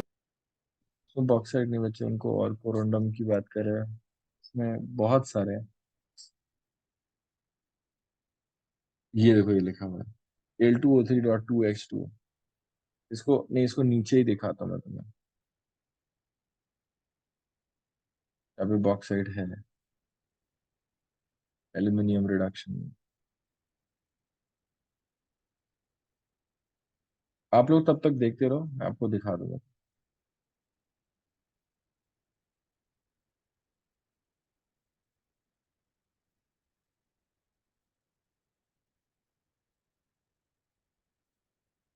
हम्म, ये देखो, पता है कि अपने पास जो है हाइड्रेटेड ओर्स में, ये देखो आप जो बोल रहे हो ना, ये है तुम्हारे पास, यहाँ पे तो गड़बड़ दिया हुआ है। Al2O3 है तुम्हारे पास, डिफरेंट डिफरेंट फॉर्म में उसको लेगा, 2H2O को बॉक्साइड कह रहा है। वैसे तो इन सबको ही उन्होंने वो लिया हुआ, और 1 से 3 के बीच में। एक बार उसको भर के देखिए क्या। तो अगर आप रखोगे, लेट्स से 0.5, ये 1 हो जाएगा, 1 - 3 2, ये तो आपका 0. ये वाला कर दो।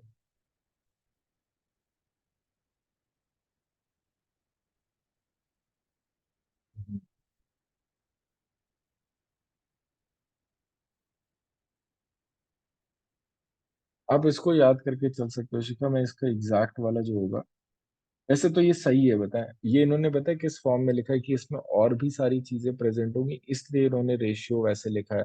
आपने देखा होगा जब इन वो इंटरस्टिशियल कंपाउंड्स होते थे, तो उसमें जो लैंथेनम के लिए भी हम बात करते हैं 1.3 ऐसे लिखा होता था कि नहीं होता था? तो उसमें बीच यस बीच में सर। चीजें फंसी होती थी। ये भी तुम्हारे पास क्या है, ये और की बात करे ना, और में तो बहुत सारी चीजें होंगी, सिर्फ ये नहीं होगा। तो इसीलिए उन्होंने एक्स लेके चले हुए हैं, क्योंकि वहां पर ऑक्सीजन और भी ज्यादा होगा, कहीं और से भी ऑक्सीजन आ रहा होगा, तो ये सारी चीजें इसलिए उन्होंने ऐसे करके लिखा हुआ है। जितना मुझे याद है ये बिल्कुल सही है। रीजन आपको समझा रहा हूँ मैं, वही है कि इसमें बहुत सारी चीजें पड़ी हैं, इस वजह से इसको ऐसे एक्स के फॉर्म में लिखा हुआ है। बट अगर आपको कभी ऐसे याद रखना हो, तो मैंने बॉक्साइड का आपको किसी दिखा दिया, Al2O3.2H2O की बात करें, इसको बॉक्साइड बोलेंगे एग्जैक्ट। ठीक है, यस सर। चलो मैं इसको फिर भी चेक करूंगा एक और बार, अगर कुछ और अच्छा मिला तो मैं आपको और भी बताऊं।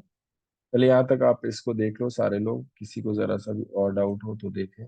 और भी भाई कोई क्वेश्चन हो, देखो ऐसे क्वेश्चन पूछो भाई।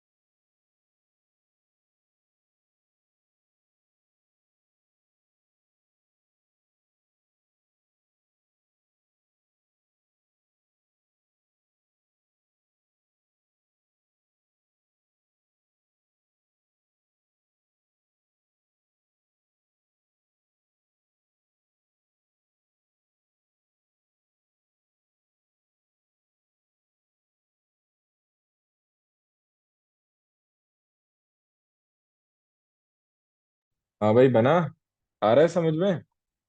रीड करो ना तुम लोग यहाँ यस बैठ सर। गए, यस सर। पूरा वहां तक देख लेना।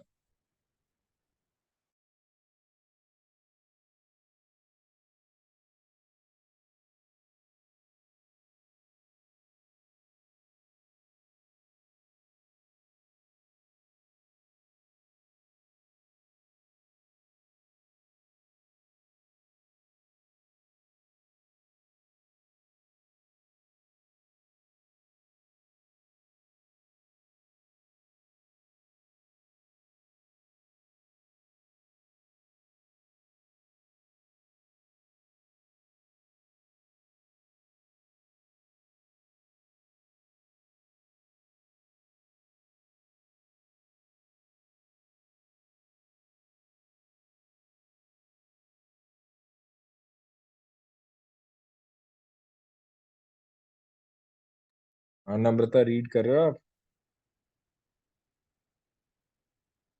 Yes, sir.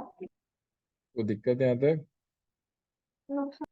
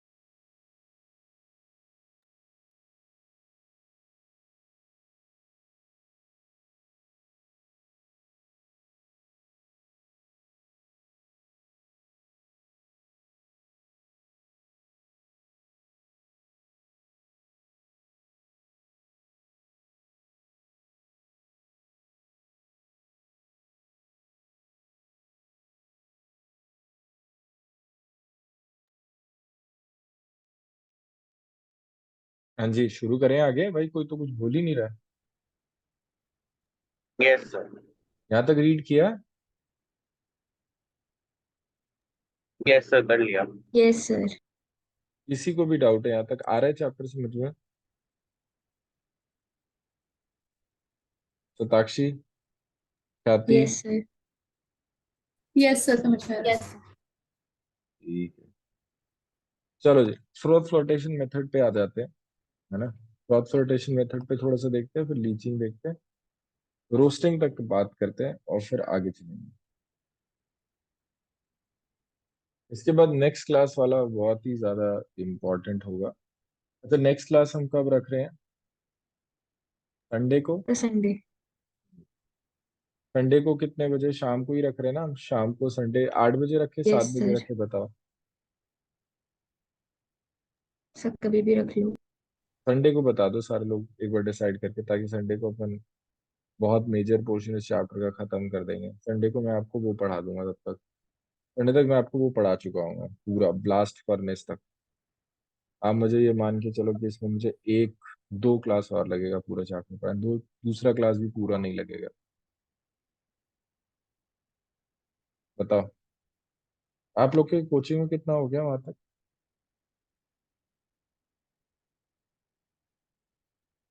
हाँ, सार्थक आपकी क्लास में कितना हो गया? सर मेटलर्जी खत्म हो गया, अब सैटरडे को पी ब्लॉक शुरू होगा। अच्छा, सैटरडे को पी ब्लॉक शुरू होगा। Yes sir. ओके। चलो जी, आज फ्रोथ फ्लोटेशन मेथड पे आ जाते हैं सारे लोग, देखो डिटेल में। जो फ्रॉथ फ्लोटेशन मेथड है, फ्रॉथ फ्लोटेशन मेथड में हम लोग ने देखा था कि पाइन ऑयल वाज कलेक्टर, याद है? पाइन ऑयल कलेक्टर था, ऊपर जाके नीचे जैंथेट था, याद आए? एयर बबल में क्या होता था, एयर बबल में चीजें चिपकती थी, जैंथेट उठा के ऊपर लेके जाता था लिफ्ट की तरह, और लिफ्ट की तरह ऊपर लेके जाता था और यहाँ पे चिपका देता था, और फिर धीमे धीमे फ्रॉथ बन जाता था, याद आया? Yes sir. है ना?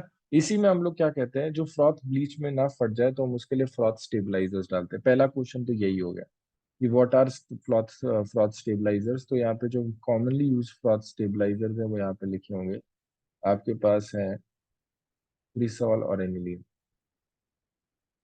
क्वेश्चन देखना, क्रिसॉल और aniline are use as froth stabilisers. Collectors क्या है? कलेक्टर वो चीज है जिसपे जाके तुम्हारा और चिपक रहा है, ठीक है? तो आपके पास ये pine oils, fatty acid, xanthates etcetera है। पाइन ऑयल जैंथेट तो हमने देखा था, सोडियम मिथाइल जैंथेट यूज होता है। अब इसमें देखो, sulphide ores have preferential waiting property with pine oil. Preferential waiting property का मतलब क्या था कि पाइन ऑयल के साथ वो ज्यादा चिपकते हैं। Sodium methyl xanthate acts as collector, pine oil भी कलेक्टर के फॉर्म में है। Pine oil as frothing agent, ये मैंने एक्स्ट्रा लिखा हुआ है।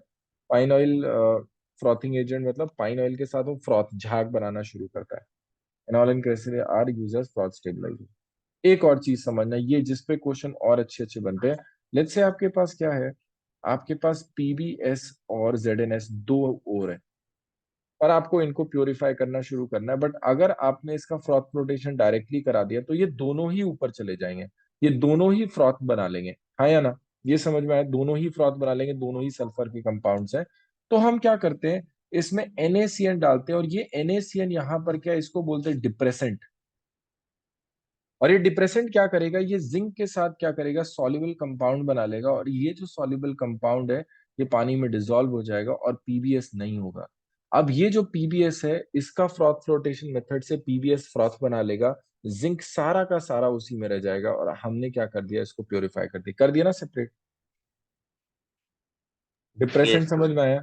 उसी तरीके से अगर आप देखो, जो पीबीएस है, उस पीबीएस के साथ एक और चीज है, उस पीबीएस में अगर आप क्या करोगे, पीबीएस में आपने यहाँ पर एक्टिवेटर भी CuSO4 के साथ, ऐसा होगा देखो, CuSO4 को अगर आपने डाल दिया तो ये CuSO4 के साथ इसको तोड़ता है और फिर से जिंक सल्फाइड बना लेता है, और जिंक सल्फाइड अगेन क्या करेगा, तुम्हारा इसका क्रॉस फ्लोटेशन करके रिमूव किया जा सकता है। यही वाली बात समझ में आई? यहाँ तक आप इसे रीड करो। लीचिंग वाले केस में भी रीड करो, लीचिंग वाला भी हम लोगों ने पढ़ा। लीचिंग में मैं एल्यूमिना वाला बता देता हूँ, एल्यूमिना फ्रॉम बॉक्साइड। सारे लोग देखना, आपके पास क्या है, principal ore of aluminium bauxite usually contains SiO2, iron oxide and TiO2 as impurities.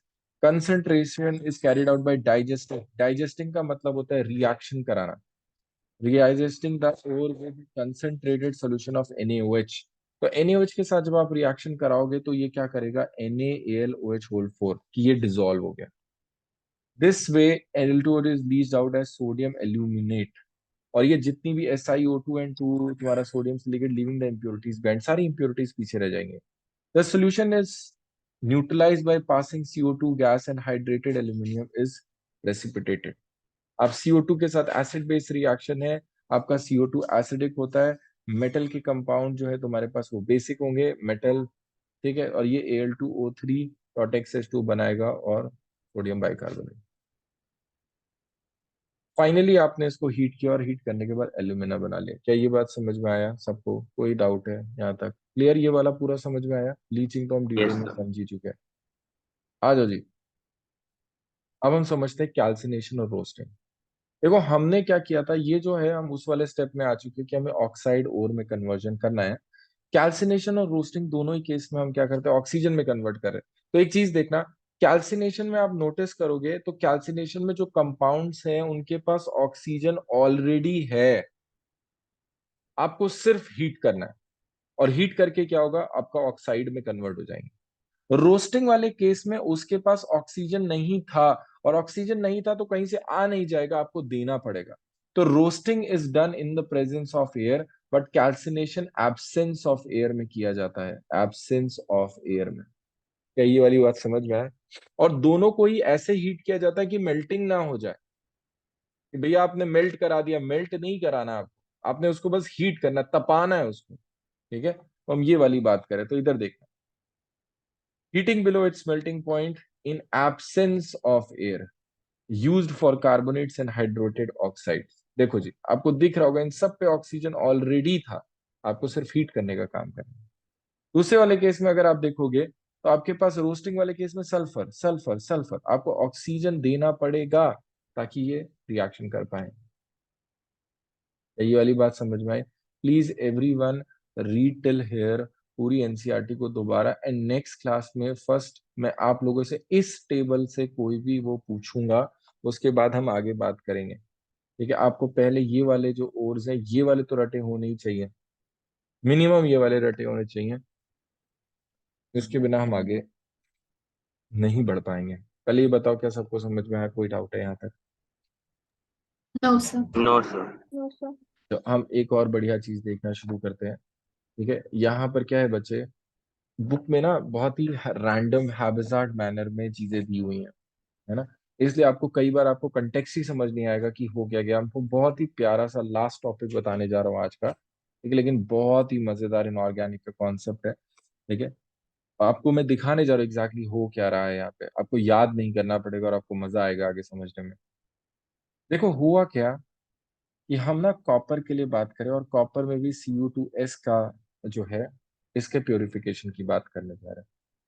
तो जो Cu2S है उसके अंदर जो मेजर इम्प्योरिटी होता है वो FeS का होता है, इवन उसमें SiO2 भी प्रेजेंट होता है। ये सारी चीजें अगर नहीं भी प्रेजेंट होता तो हम इसमें डाल देते, पहले आप बस इतना याद रखो जो Cu2S है उसके साथ FeS का इम्प्योरिटी कई बार प्रेजेंट होता है। क्या ये बात समझ में आई? Yes sir. ठीक है। अब आप क्या करोगे, अगर आपने इसको ऑक्सीजन के साथ कराया तो इसको रोस्टिंग बोलेंगे ना।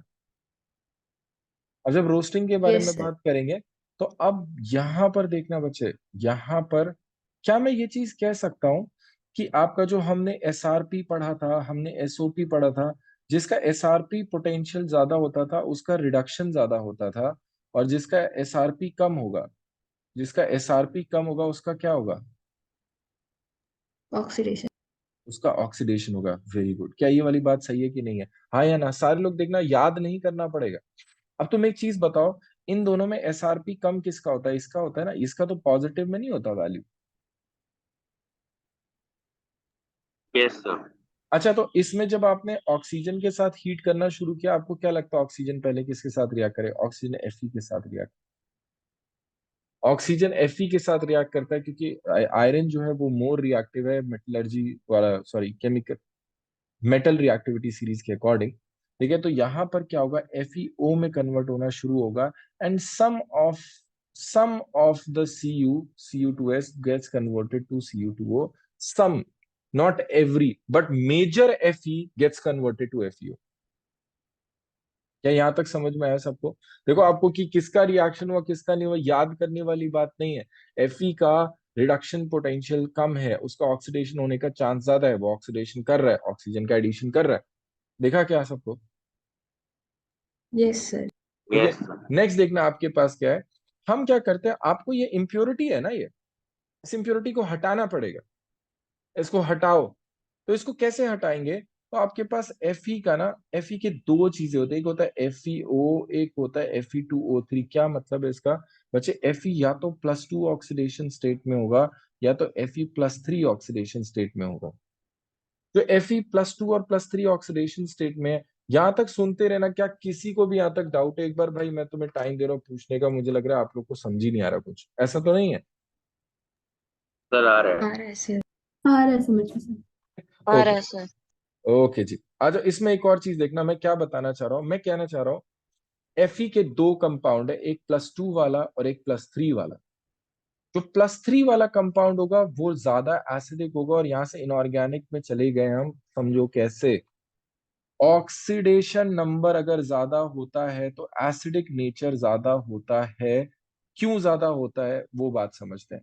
आप देखो, आपके पास क्या है, कोई चीज पे, मेटल पे चार्ज है, किसी भी चीज पे चार्ज है, अगर चार्ज बहुत ज्यादा होगा, पॉजिटिव चार्ज बहुत ज्यादा है, तो न्यूक्लियर पुल बहुत ज्यादा होगा, बहुत ही ज्यादा होगा न्यूक्लियर पुल। अब +7 Mn की बात करो, वो बहुत इलेक्ट्रॉन खींचना चाहता होगा। नोबडी वांट्स अ +7 यार, किसी को +7 नहीं चाहिए, बहुत ज्यादा इलेक्ट्रॉन कम है। अगर इलेक्ट्रॉन कम है, ये इलेक्ट्रॉन एक्सेप्ट करेगा, और इलेक्ट्रॉन एक्सेप्ट करेगा तो ये क्या होगा, ये लुईस एसिड होगा। सेम गोज यहाँ पर Fe+2 के साथ। अगर आप देखोगे Fe+2 में भी न्यूक्लियर पुल ज्यादा है, क्योंकि इसके पास इलेक्ट्रॉन्स कम है, इलेक्ट्रॉन कम है, खींचेगा ज्यादा, लुईस एसिड की तरह काम करेगा। अच्छा ये बताओ, क्या दो एसिड रिएक्ट करते हैं क्या कभी? Sir can you repeat? मैं कह रहा हूं, क्या दो एसिड रिएक्ट करते हैं? नहीं ना। No acid sir. कहाँ रिएक्ट करते हैं? एसिड रिएक्ट नहीं करते। तो इसी वजह से पता है क्या होता है, अगर आपने कभी Fe2O3 ले लिया है और आपने SiO2 ले लिया ना, तो इनका रिएक्शन नहीं होता। इनका रिएक्शन नहीं होता, क्यों? क्योंकि भाई Fe, अभी मैंने बताया, Fe+3 ऑक्सीडेशन स्टेट वाला एसिडिक होगा। Fe+3 ऑक्सीडेशन स्टेट वाला एसिडिक होगा। एंड SiO2 नॉन मेटल का ऑक्साइड है, ये भी एसिडिक होगा। एसिड एसिड रिएक्ट नहीं करते, एसिड एसिड रिएक्ट नहीं करते। बट इसी में अगर आप FeO के पास आ जाओ तो ये बेसिक होगा, और बेसिक है SiO2 एसिडिक होगा। एंड एसिड और बेस मिलके सॉल्ट बनाएंगे, and FeO.SiO2 and famously known as FeSiO3, या फिर इसको बोलते हैं स्लैग। स्लैग हल्का होता है, स्लैग हल्का होता है, सतह पर आ जाता है, सरफेस पे आ जाता है ना, इसका डेंसिटी कम होता है, तैरता है ये। आपने बताया क्या किया, आपने इस वाले प्रोसेस में जो Cu2S प्लस FeS था, उसमें जब ऑक्सीजन के साथ हीट किया तो मैक्सिमम FeO में कन्वर्ट हो गया Cu2S में। आपने इसमें से SiO2 डाला, SiO2 ने FeSiO3 के बनाया, एंड Cu2S बनाया, एंड इसके साथ ये स्लैग ऑफ कर गया, इसको बोलते हैं स्लैग ऑफ, हट गया ये। आपके पास सिर्फ बचा है Cu2S। थोड़ा सा और भी बचा होगा FeS या FeO, है ना, वैसे थोड़ा सा FeS। देखो भाई, आप एक चीज ये याद रखना, आप घर की सफाई कितनी भी कर लो, घर हमेशा थोड़ा सा गंदा तो रहेगा ही रहेगा। ऐसा नहीं हो सकता डर्ट का एक भी पार्टिकल नहीं है, तो वैसे प्योरिफिकेशन के साथ है, आप बहुत अच्छा कर लोगे, पर थोड़ा बहुत इम्प्योरिटी तो रह ही जाएगा। इसको बोलते हैं कॉपर मैट। क्या बोलते हैं इसको? Copper matte. आ जाओ जी, इसको रीड करना आप सारे लोग। अब तुम लोग को मजा आएगा, तुम लोग को समझ में आएगा क्या लिखा। रीड करें सारे लोग मिलके? यस। ठीक है। The ore is heated in a regular supply of air in furnace temperature below the melting point, ये लिखा हुआ है, ये रिएक्शन है। The sulphide ores of copper are heated in reverberatory furnace. ये रिवर्बरेटरी फर्नेस है, नेक्स्ट क्लास में याद दिलाना, पहले रिवर्बरेटरी फर्नेस थोड़ा सा समझाऊंगा, जरूरत नहीं पड़ेगी। If the ore contains iron it is mixed with silica before heating. देखा, ये कह रहा है कि कॉपर सल्फाइड का जो ओर है, अगर आप उसमें थोड़ा सा भी आयरन, तो उसको हीट है। Iron oxide slags off as iron silicate and copper is produce in the form of copper matte which contains Cu2S and FeS। आया समझ में सबको? ये वाला पैराग्राफ बिल्कुल अच्छे से क्लियर है कि नहीं क्लियर है? Yes sir. Yes sir. आपके पास जो Fe है, Fe+O2 गिव्स Fe2O3, एंड आपके पास Fe2O3 रिएक्ट नहीं करता है। ठीक है, Fe2O3 रिएक्ट नहीं करता, ये एसिडिक होता है। बट FeO के साथ जबरदस्त रिएक्ट करता है। ये जो SO2 है, this is also used in manufacturing of H2SO4। कैसे? SO2 को ऑक्सीडाइज करके SO3 बनाया, एंड SO3 को पानी में डाला, और पानी में डाल के H2SO4 बनाया। खत्म। ये है आज का कार्यक्रम आपका।